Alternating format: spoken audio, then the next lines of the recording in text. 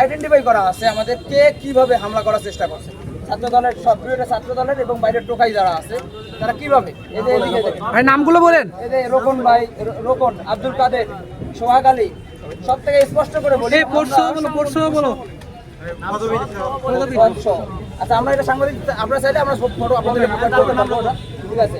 মনরুল, তারপরে কি হচ্ছে রামদা হাতে নিয়ে মনরুল, স্পষ্ট করতেছি সাংবাদিকদের, রামদা হাতে নিয়ে মনরুল আমাদের ছাত্র ভাই, সে আমাদেরই ডুয়েটের একজন ছাত্র।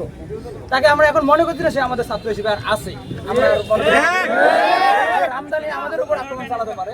তারপর আবার হচ্ছে দেখেন রাহেল, সে সাংগঠনিক সম্পাদকের দায়িত্ব পালন করতেছে বর্তমান ডুয়েট ছাত্র দলে, যেখানে রাজনীতি নিষিদ্ধ একটা ক্যাম্পাস, সেই ক্যাম্পাসে তারা রাজনীতি বিভিন্নভাবে চালানোর চেষ্টা করতেছে। আমরা বারবার প্রতিহত করার চেষ্টা করছি।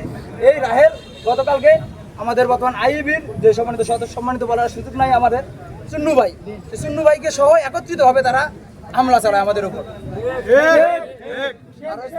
আরো স্পষ্ট করে বহিরাগত, সম্পূর্ণ বহিরাগত বলাবেন, গাজীপুর মহানগরে বলাবেন, তারা স্পষ্টভাবে আমাদের উপর হামলা চালিয়েছে।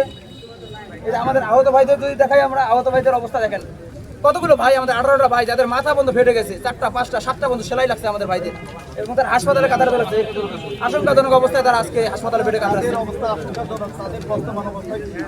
তারা বর্তমানে হাসপাতালে বেডে তারা কাতরাচ্ছে। আমাদের বিশ্ববিদ্যালয় প্রশাসন চেষ্টা করছে তাদের কাছে যোগাযোগ করার এবং তাদের চিকিৎসা ব্যবস্থা নিশ্চিত করার। আমরা আরো দাবি জানাবো, প্রশাসনের কাছে দাবি জানাবো তারা যেন দ্রুত সেটাকে আরো তার চিকিৎসা সুনিশ্চিত করে দেয়। যারা হামলা করছে তাদের রাজউদ্দিন এবং কিছু আমাদের ক্যাম্পাসে তারা ব্যাক করছে এবং অনেকেই অসুস্থতা নিয়ে বাসায়ও ব্যাক করছে তারা। আপনারা যেমন এই ঘটনার জন্য ছাত্রদের সবাই তুলে ধরে আমরা গতকাল একটা তারা বলছে যে এই ঘটনার জন্য শিবিরকে দায়ী করেছে। এই ঘটনা না, এটা সম্পূর্ণ একটা প্রোপাগান্ডা এবং মিথ্যা প্রোপাগান্ডা। আপনি এতগুলো ছাত্র এখানে দাঁড়ায় আছে, দেখেন আপনি সব এরা সাধারণ ছাত্র, এরা ডুয়েটকে লালন করে, এরা শিবির না, এরা দল না, এরা জামাত না, এরা ছাত্র শক্তি না।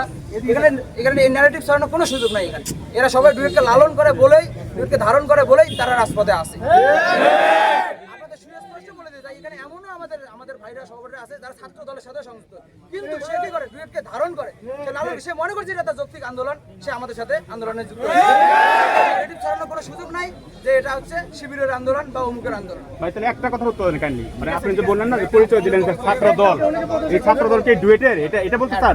ডুয়েটের নিষিদ্ধ ছাত্র দল। আচ্ছা বুঝলাম যে ছাত্র দল নিষিদ্ধ, কিন্তু আমি জানতে চাচ্ছি এই ক্যাম্পাসে শিবিরের কোনো কমিটি আছে কিনা?